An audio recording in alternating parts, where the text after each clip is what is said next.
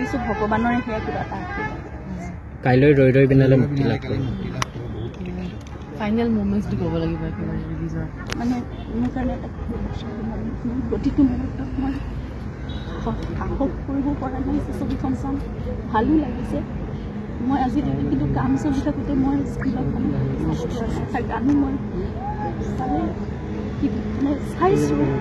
কিন্তু মই সম্পূৰ্ণ কেনেকৈ ছবিখন চাম সেইটো কাৰণে মই নিজক প্ৰস্তুত কৰিব পৰা নাই এতিয়ালৈকে মই ভাবি আছোঁ চাবগৈতো লাগিবই আৰু সকলোৱে ইমান ইতিমধ্যে মৰম দিছে জানো জুবিনৰ যিটো সপোন সেয়া পূৰা হ'ব কিন্তু এটাই দুখ যে তেওঁ নিজৰ স্বচক্ষীয়া যদি চাবলৈ পালে আমি বহুত সুখী হ'ল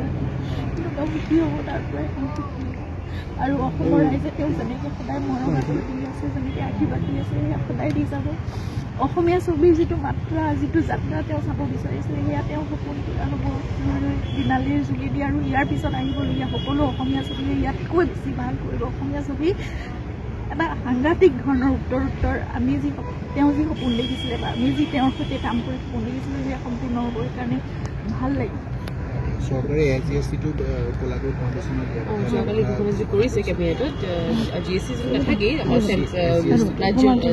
যিখিনি কালেকশ্যন হ'ব সেইখিনি অকল দিয়া হ'ব চেণ্ট্ৰেলৰ চুব নোৱাৰি কিন্তু ষ্টেটৰ GST যিটো মুখ্যমন্ত্ৰী মহোদয়ে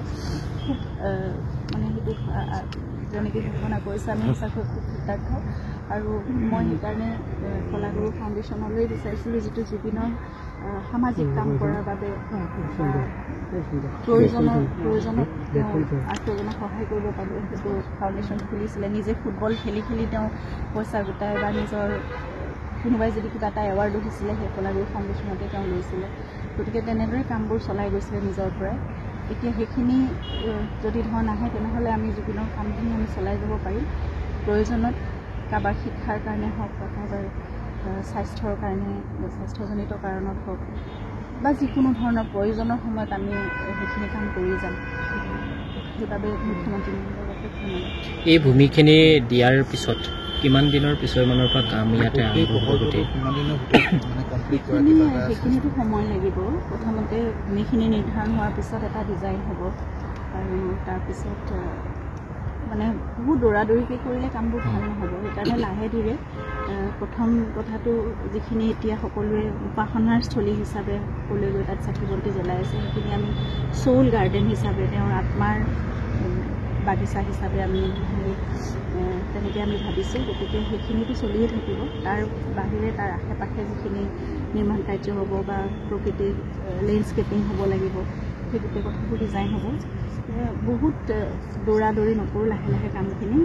পৰ্যায়ক্ৰমে চলি থাকিব কিন্তু প্ৰথমতে সেই মাটি নিৰ্ধাৰণটো হ'ব লাগিব ঠিক যিখিনি ভূমি মন্ত্ৰী অশোক সিংগালৰ বুলি সকলোৱে কৈ আছে আধা মই সেইটো নাজানো সেইটো চালেহে কাগজত ওলাব স্থানীয় ৰাইজে কৈছে গতিকে চাওঁ সেইখিনি কাগজ পত্ৰত কেনেকৈ ওলায় মানে যিমানখিনি ধুনীয়াকৈ কৰিব পাৰি সেই ধৰণে আমি কৰিবলৈ ইচ্ছা কৰিছোঁ বাকীখিনিতো আৰু কাগজ পত্ৰত আছে সেয়া প্ৰশাসন আৰু চৰকাৰে তেনেকৈ আগবঢ়াব পাৰে ঠিক আছে মেডিকেল কেম্পৰ কথা আপুনি আলোচনা কৰিছে মেডিকেল কেম্প হ'ব আমি কথাটো পাতি ল'ম ভালকৈ তেওঁলোকৰ লগত আমি ইয়াততো কিছুমান ওচৰ পাজৰ লোকসকলৰ কাৰণে কিবা কিবি কৰি থাকিব লাগিব তেওঁৰ জন্মদিন আহি আছে তাৰ আগতে আমি কিছুমান সামাজিক কাম কৰিবলৈ চেষ্টা কৰিছোঁ সেইদিনাখন আমি এইটো সিদ্ধান্ত ল'লোঁ যে সোণাপুৰৰ পৰা জাগিৰোড পৰ্যন্ত এই গোটেই অঞ্চলটো অকল ৰাস্তাৰ কাষত বা জুবিন ক্ষেত্ৰ বুলিয়ে নহয় গোটেই গাঁৱে ভূঞে ভিতৰৰ গোটেই অঞ্চলটো যদি আমি জুবিনৰ নাহৰ বন কৰিব পাৰোঁ তেতিয়াহ'লে